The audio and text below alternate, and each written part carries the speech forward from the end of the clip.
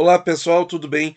Segunda-feira, 17 de outubro, vamos dar início então a mais uma semana de cobertura no Tesouro Direto, aqui na Belmonte, diretamente de Porto Alegre, um canal de investidor para investidor no Tesouro Direto. Muito bem, então pessoal, semana passada aí tivemos a questão da inflação norte-americana, que deu uma agitada nos mercados, mas o Tesouro IPCA 26, vamos ver aqui, ó, deu uma oscilada, mas ele esteve com taxas mais altas antes dessa notícia. E a questão da taxa média está se mantendo, pessoal, 5,53 no ano. O preço segue subindo aos poucos, devagar e sempre, tanto no preço médio do ano quanto no Q2, o percentil 50 de preço, que é um preço um tanto quanto quase que impossível de ser atingido com os níveis atuais por volta de R$ 3.200. Então isso aqui é só para informação. Se você pensar mesmo em investir no IPCA 26, tem que olhar a taxa, porque o preço está progredindo sempre, como a gente vem demonstrando isso semana após semana. E também o melhor quartil de taxa, 5,67, também ficou inalterado com relação à última semana. Então, um título assim bastante estável é o que a gente pode concluir aí com todo o movimento de notícias desagradáveis no mercado. IPCA 55, a mesma coisa, pessoal. Está mantendo a média do ano, está mantendo o seu Q3 de taxa no 5,85 e vagarosamente também o preço está subindo acima dos 1.900 nas médias, sendo que se a gente for ver os preços da última semana, estão, na verdade, acima dos R$ 1.950. Então, pessoal, como é que a gente pode pensar nesse preço médio? Então, vou sugerir aqui uma pequena continha. Vamos supor uma inflação de 4% ao ano. Nós poderemos ter, o ano que vem, esse preço médio nessa casa aí, de 2028. E em 2024, e se a inflação for 4, né? Nós poderíamos ter esse título na casa de 2.100, como média, nessas médias aqui que a gente está mostrando. Então, por que eu fiz essa conta, pessoal? Para a gente ter a noção de que o prazo é tudo. E tem que deixar o tempo correr. Não tem outra coisa para fazer. Tem que deixar o tempo correr para vagarosamente o título ir acumulando o juro composto e deixando a marcação a mercado ficar para trás. Tesouro IPCA 45, pessoal. Fiz um vídeo aí sobre marcação a mercado nesse título. Bem interessante, recomendo que você dê uma olhada, porque a simetria de risco dele ficou igual em 3 meses, o que é um feito, né? Porque um título tão longo assim, com uma simetria de risco igual em 3 meses. O que eu quero dizer com a simetria de risco? Eu quero dizer assim, ó, se ele sobe a taxa um ponto ou cai a taxa um ponto, o seu resultado praticamente é o mesmo. Em termos de o lucro e o prejuízo ficam na mesma proporção. Então, quer dizer, não tem assimetria. É incrível isso. Um título tão longo quanto esse. E a mesma coisa nas taxas, pessoal. Está mantendo as taxas. Olha isso que interessante. Não alterou nada com relação à semana anterior. E o preço subiu um pouquinho. Pouca coisa, na casa de centavos, mas subiu. Tesouro IPCA com juros 32. Então esse título ainda está caindo. Ó. Caiu aqui o preço médio do ano. Caiu aí em 39 centavos. Por quê? Porque o preço caiu por causa do pagamento do cupom lá no dia 15 de agosto. E o melhor quartil também caiu 31 centavos.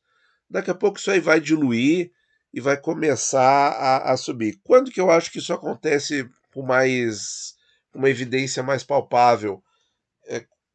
Acho que a partir da metade do vencimento do cupom. Ou seja, por volta do dia 15 de novembro, quando ele vai estar exatamente na metade do caminho entre 15 de agosto e 15 de fevereiro. E as taxas mantidas, pessoal, tanto na média do ano quanto no Q3. IPCA 40 com juros, nós temos aqui a taxa média do ano já crescendo um pouquinho, o preço médio, perdão, o preço médio crescendo um pouquinho, crescendo aí 61 centavos. Por quê? Por que aqui o preço cresce e no 32 não? Porque nós temos muito mais cupons no preço. 8 anos a mais de cupons, 16 cupons a mais. Então isso sim faz uma diferença. E no Q3 também subiu um pouquinho o preço. Taxas, o Q3 caiu um base point. É o primeiro título que mudou um pouquinho a taxa. Por quê? Porque nessa última semana, como vocês que me acompanham devem ter visto, ou me ouvido dizer, que está impressionante essa queda da taxa do 40 com relação ao 32, essa anomalia de mercado que não tem ainda um significado acadêmico para isso, porque é curva intermediária e curva longa, então é uma coisa que a gente está observando, vamos ver se isso traduz alguma coisa no futuro. Mas essa queda já chegou a impactar aqui a média do Q3. Então realmente não é pouca coisa que está acontecendo, é muito estranho isso aí. Mas é pouco, né? A magnitude é pequena, são alguns basis points. IPCA com juros 55, pessoal. Quem não quer ter aí uma semestrada por 30 anos, hein, pessoal? É isso mesmo que esse título faz para você. Ele te paga uma semestrada corrigida pela inflação, semestrada, neologismo de mesada, tá? Por 30 anos corrigido pela inflação, olha. Bom, o que aconteceu aqui com as taxas? Média caiu, então o longo prazo aí arrefecendo um pouquinho, mas o Q3 continua igual em 5,91. E o preço continua bastante longe, os preços médios do ano continuam bastante longe da última semana, porque esse título falta menos de um mês agora para ele pagar o cupom de juros. Então ele está com o preço gordo. Vai tirar um pouquinho dessa gordura no dia 15 de novembro, dia 16 de novembro ele vai ficar mais barato.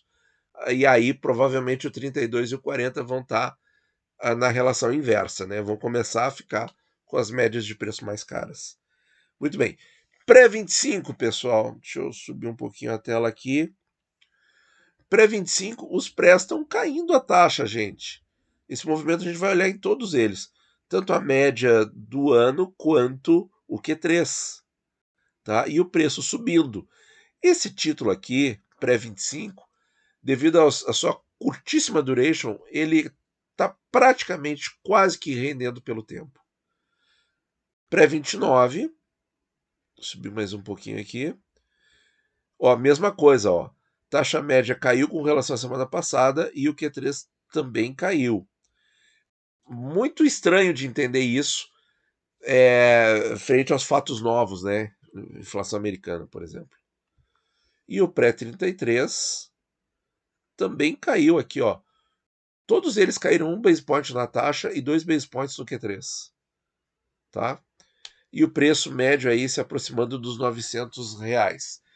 Bom, vamos colocar o quadro geral. E olha só que interessante, pessoal. Na semana passada era só o IPCA 26 com isso aqui é o fechamento do dia 14, que fechou com taxa acima da média. Agora não, agora temos todos os IPCAs principais e o IPCA 32. E a distância da cotação dos prefixados para a taxa média deste ano diminuiu bastante. Então, um claro movimento de alta, de alta. Bom, pessoal, qual é a minha impressão para essa semana? Eu acho que o mercado, vou mostrar o Day Futuro aqui só para mostrar que ele tá um pouco em dúvida se sobe ou não. Não sobe de maneira tão abrupta quanto nos momentos anteriores, mas está subindo. Então a minha impressão, gente, eu tô com uma expectativa aí de algum estresse essa semana. O mercado provavelmente vai continuar repercutindo a questão da inflação americana, e não é porque no primeiro dia o mercado até caiu, a taxa, a bolsa subiu e os juros caíram e depois fez o movimento inverso. Então não é por causa dessas oscilações que o mercado não vai precificar em algum momento essa coisa ruim da inflação americana. Porque o mercado ele só vai se acalmar de fato com isso quando a inflação dele estiver em 2% ao ano. Quando realmente o Federal Reserve atingir, ou pelo menos parar de ter aquela coisa no ar de que precisa subir juros. Isso tem que sair da equação. Quando esses dois fatores saírem da equação, a Fed parar de subir juros e a inflação se aquietar nos 2%, quando isso acontecer, aí o mercado vai estar super tranquilo. Um pouco antes, porque alguns vão começar a prever isso um pouco antes, né? E aí o mercado vai ficar tranquilo. E por enquanto é oscilação. Eu interpreto o movimento da última semana com uma ligeira queda na inflação americana, queda das taxas de juros aqui no Brasil e depois um aumento em função da inflação americana como mera oscilação, mera volatilidade. Mas como a gente observa no gráfico do Day Futuro, a tendência agora é de alta. E aí, quando essas altas ocorrem de maneira não tão abrupta, pode ser uma alta mais sólida. Ou seja, talvez o Day Futuro esteja migrando para um patamar mais alto. A não ser que surja um fato novo e faça cair para os 11,5 de novo, mas está um pouco difícil da gente acreditar muito nisso agora. Ah, Nathan, mas você não fez um vídeo ali mostrando a questão do pico da inflação americana? Sim, eu fiz esse vídeo, eu acredito nisso. Aliás, não tem questão de acreditar, é só olhar os dados que você vai ver isso, que o pico da inflação americana já passou. Mas isso é um dado positivo, mas o mercado não está olhando isso. O mercado não está olhando. O mercado está olhando a questão do Federal Reserve e o aumento que eles vão continuar fazendo. Eles estão olhando isso, certo? E claro, e a inflação não está nos 2% ao ano, que é o que eles querem, então não interessa se o pico já foi atingido ou não foi atingido. Eles nem estão vendo isso. Então, por isso a volatilidade, tá? Mas como a gente sabe, aqui no Brasil, com uma experiência de muitas idas e voltas de períodos de inflação alta com inflação baixa, a gente sabe que essa regressão da inflação, à medida que o Banco Central eleva os juros, a gente sabe que ela é lenta, custosa e dolorosa. E sim atinge um pico e depois gradualmente vai reduzindo a passos lentos, e esse processo pode até levar 2 anos. Da onde que eu estou tirando isso da minha cabeça? Não. Vejam como é que foi o ciclo anterior de alta da Selic no Brasil. Nós tivemos ali a Selic em 14,25 lá em 2015, quando a inflação foi 10,6 e a inflação foi atingir 3% quando? 2017, 2 anos após. Então, pessoal, o processo é lento, é custoso, é penoso, certo? E o mundo parece que está entrando nessa linha, né? Então vamos aguardar aí os próximos fatos dessa semana, mas eu esperaria um pouco de estresse, tá? Nas taxas e, quem sabe, oportunidades. Muito obrigado por ouvir e bons investimentos a todos.